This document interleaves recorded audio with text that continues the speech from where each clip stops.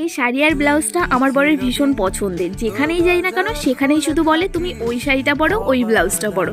এটা পরে নাকি আমাকে ভীষণ সুন্দর লাগে, ভীষণ কিউট লাগে দেখতে। তাই যেখানেই যাই না কেন সেখানেই শুধু বলে এটা পরো, এটা পরো। আজকে যাচ্ছি আমি বিয়ে বাড়িতে, আর সকাল থেকে বলছে যে ওই শাড়িটা আর ব্লাউজটা না পরলে কিন্তু তোমাকে আমি নিয়ে যাব না।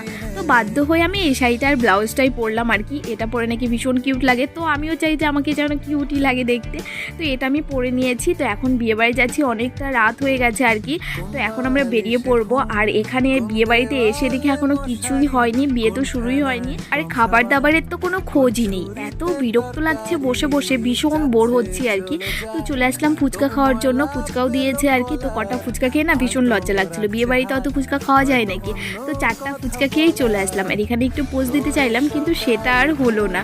তো এখানে বক্স বাজা দেখে আমার এত নাচতে ইচ্ছে করছে কি বলবো। তারপর চলে আসলাম খাবার। এখানে এখন কে বাড়ি চলে যাব।